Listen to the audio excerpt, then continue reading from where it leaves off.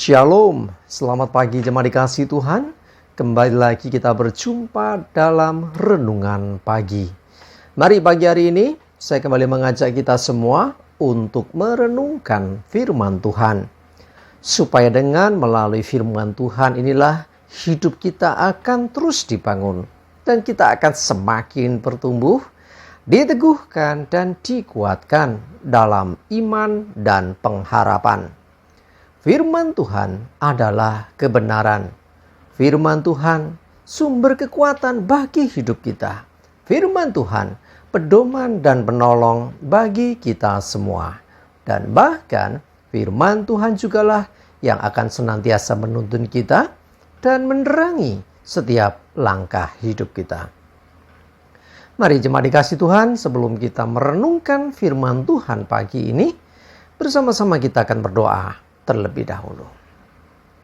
Bapa di surga, kembali lagi Tuhan kami datang ke hadirat-Mu.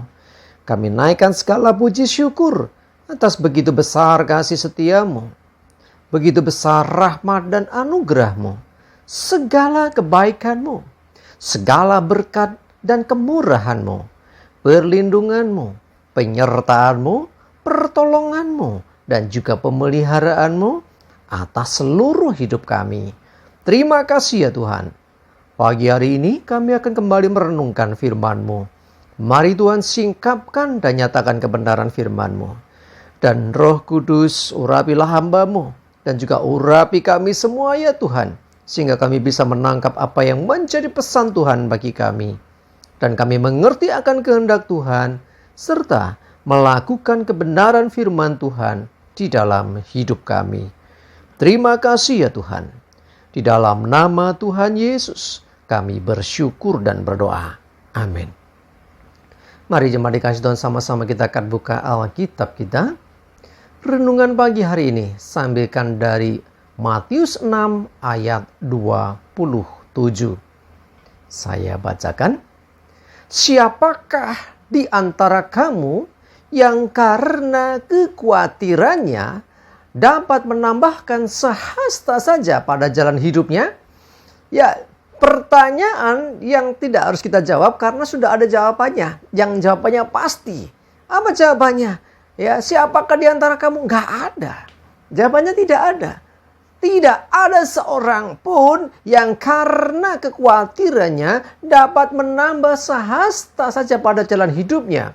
Artinya, orang yang khawatir dengan hidupnya itu adalah sedang menyia-nyiakan energinya, menyia-nyiakan waktunya, ya, sehingga yang terjadi apa? Bukan penyelesaian.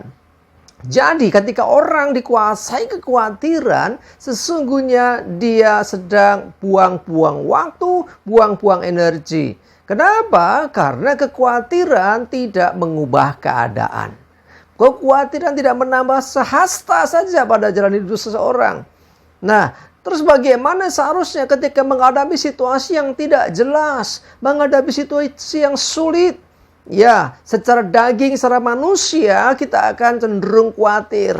Aku nggak tahu lagi besok harus bagaimana. Besok mesti seperti apa. Waduh, besok aku makan apa. Besok aku mesti siapkan dana sekian, uang sekian. Ini gimana? Akhirnya timbul kepanikan. Padahal ketika kita panik, itu tidak ada solusi. Coba kita renungkan. Alangkah baiknya energi dan waktu yang kita gunakan untuk khawatir kita ganti dengan untuk kita manfaatkan dengan berpikir jernih. Dengan kita berdoa, dengan kita minta pertolongan Tuhan, daripada kita sekedar khawatir. Tetapi sekali lagi yang terjadi seringkali orang menghadapi situasi lebih cepat khawatirnya daripada sadar berdoa, lalu mulai berpikir, ya, bagaimana ini mengatasi masalah ini, bagaimana solusi dari masalah ini. Nah, kalau kita berpikir jernih, kalau kita berdoa, ya, kita memanfaatkan, menggunakan energi kita dan waktu kita untuk sesuatu yang justru membuka peluang untuk solusi atau jalan keluar dari masalah itu bisa terjadi. Daripada energi yang dibuang untuk khawatir. Karena khawatir hanya menimbulkan masalah baru. kecenderungan orang yang dikuasai kekhawatiran adalah dia akan bertindak gegabah. Dia tidak bisa berpikir jernih. Dia nggak pakai akal sehat. Yang terjadi akhirnya justru nabrak sana nabrak sini. Yang terjadi kemudian justru akan timbul masalah-masalah yang baru. Buah dari kekhawatiran yang dihadapi.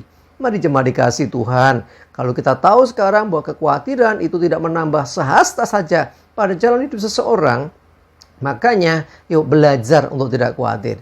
Oke, memang manusiawi sih ya kita menghadapi situasi yang pertama muncul khawatir, sangat manusiawi. Tetapi kalau kekhawatiran itu terus menguasai hidup seseorang, bahkan mengendalikan seseorang, itu yang tidak benar.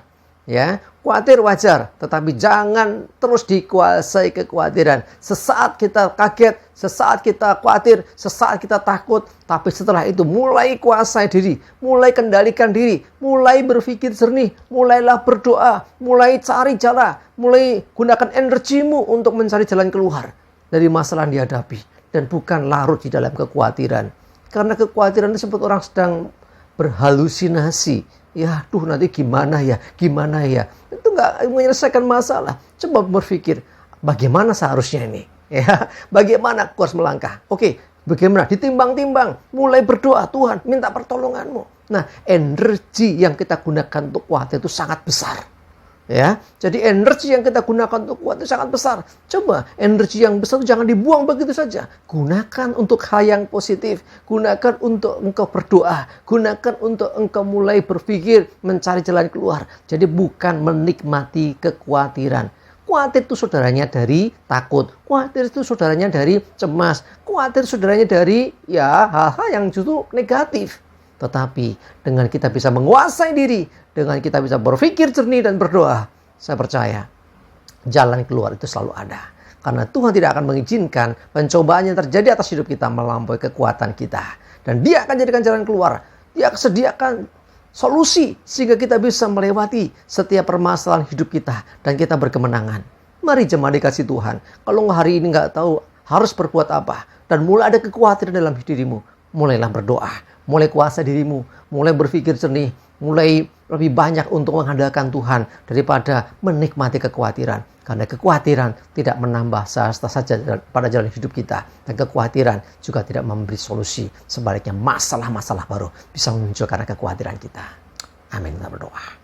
Tuhan, terima kasih, kami bersyukur firman-Mu boleh menegur kami, mengingatkan kami untuk kami tidak dikuasai kekhawatiran. Ya, kekhawatiran kadang bisa datang, tetapi biarlah itu tidak larut-larut, tidak berketerusan di dalam diri kami. Sebaliknya Tuhan, ketika ada sesuatu yang sulit, sesuatu yang berat, biarlah kami mulai berdoa, kami mulai berdiam diri dan mulai berpikir untuk sesuatu jalan keluar dan bukan dikuasai kekhawatiran.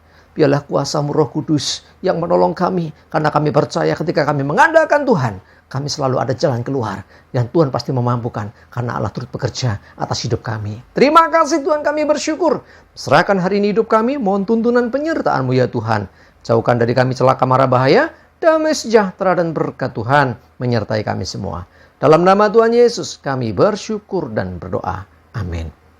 Mari jemaat dikasih Tuhan, semangat terus, maju terus dalam iman dan pengharapan. Selamat beraktivitas, Tuhan Yesus memberkati kita semua. Amin.